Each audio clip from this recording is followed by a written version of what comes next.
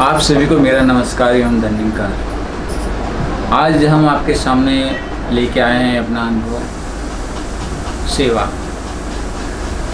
सेवा का जो विषय आता है,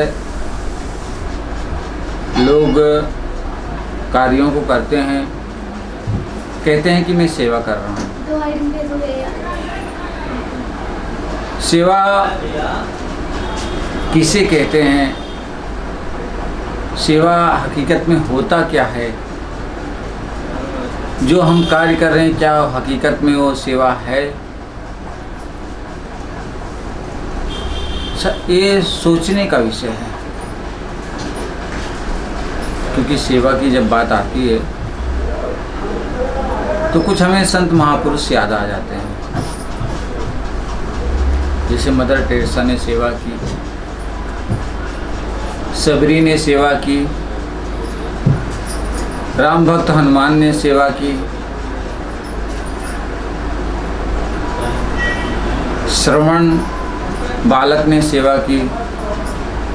ऐसे बहुत सारे इतिहास में नाम हैं जिन्होंने अपने जीवन को सेवा में समर्पित कर दिया। आज हम भी सेवा करते हैं, लेकिन कभी कभी मन में ख्याल आता है, क्या अगर हम किसी को खाना खिला दे तो वो सेवा कहलाती है क्या? किसी को पैसा दान कर दे, क्या वो सेवा कहलाती है? किसी को पानी पिला दे, क्या वो सेवा कहलाती है? आखिर में सेवा है क्या? अगर सत्संगी इतिहासों को पढ़ें तो सेवा जहाँ तक होती है कि इंसान 3 तरीके से करता है, तन से, मन से और धन से। तन मन धन से तीनों से सेवा वो करता है। लेकिन संत महात्मा बताते हैं कि सेवा में अगर स्वार्थ छुपा होता है तो वो सेवा नहीं कहलाती है।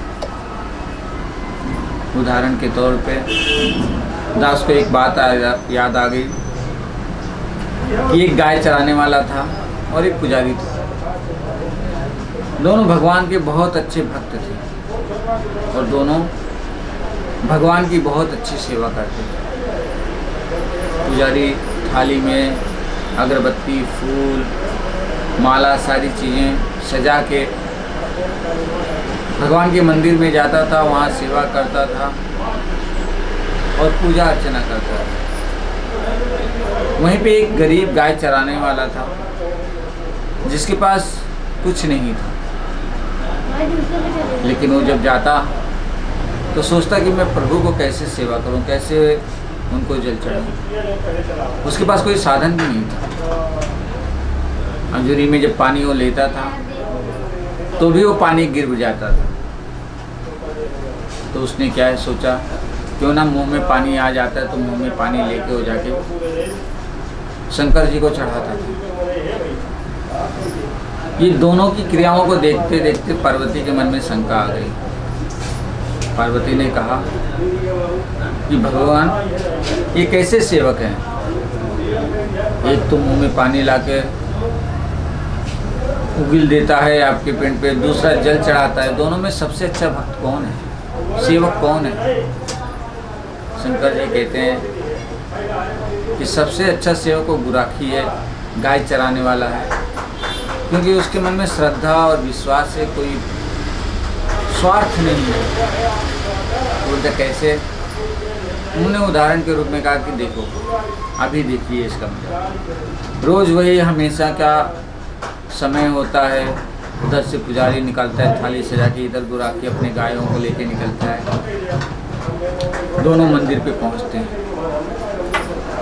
दोनों अपनी सेवाओं को शुरुआत करते हैं। पुजारी पहले पूजा अर्चना करता है, करते करते इतने में तेज बारिश होती है, बिजली कड़कती है और शंकर मंदिर का दीवार गिरने वाला होता है। इतने में दीवार गिरने वाला ही होता है कि वो पुजारी वहाँ से भाग लेता है। बोलता है कि अगर मंदिर गिर गया तो मैं मर जाऊँगा, वो वहाँ से भाग लेता है। तो जब गुराखी सेवा करने जाता है सेम वही प्रक्रिया उस समय भी होती है। लेकिन वो क्या करता है कि जैसे ही वो गिरने लगता है, बिजली कड़कड़ाती है, बारिश होती है, वो शंकर जी की पिंड पे लेट जाता, कहता है कि मैं मर जाऊँ लेकिन मेरा भगवान नहीं मरना चाहिए। दोनों सेवा करते हैं, लेकिन एक अपनी जान के स्वार्थ में भाग जाता है, दूसरा प्रभु को बचाने के लिए अपनी जान निछावर करता है। तो सेवा कैसे होना चाहिए? सेवा समर्पित होनी चाहिए, जिसमें कोई स्वार्थ ना हो। हकीकत में वही सेवा कहलाती है। आज हम भी जो कार्य करते हैं, लेकिन हमारे पीछे कोई ना कोई स्वार्थ छुपा होता है। हम मंदिरों में भी जाते हैं तो भी स्वार्थ होता है, पूजा अर्चना करते हैं तो भी स्वार्थ होता है।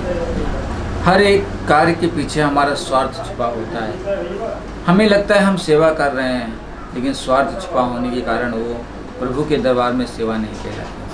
अगर हमें सच्चे दिल से, सच्चे मन से सेवा करनी है तो निष्काम भाव से, कोई आशा, कोई इच्छा, कोई स्वार्थ ना रखते हुए हमें गुरु के चरणों में, परमात्मा के चरणों में जब हम इंसानों की सेवा करेंगे तो ही प्रभु की सेवा होती है। इसलिए कोई कहा भी गया है कि नर सेवा नारायण सेवा। प्रभु की, इंसानों की सेवा ही भगवान की सेवा होती है। लेकिन इंसानों की सेवा करते समय हमारे मन में स्वार्थ ना हो तो वो सेवा कहलाती है। आओ हम निश्चय करें कि जब भी हम किसी की सेवा करेंगे, किसी की मदद करेंगे, किसी को सहयोग करेंगे, तो उस सहयोग के पीछे हमारा कोई स्वार्थ नहीं है। हम निष्काम भाव से कार्य को करते चले जाएंगे, उस सेवा में परिवर्तित होता चला जाता है। तो इन्हीं शब्दों से, इन्हीं वचनों से मैं आपसे विदा लूँगा। फिर अगले वीडियो में मिलूँगा कुछ नया टॉपिक लेकर। आप मेरी वीडियो को शेयर, लाइक, कमेंट जरूर कीजिएगा, ताकि मैं आपका अनुभव हमें मिलता रहे और हम नए नए वीडियो, नए नए अनुभव लेकर आपसे बता रहा हूँ। तो इन्हीं शब्दों के साथ आपसे विदा लेता हूँ। नमस्कार।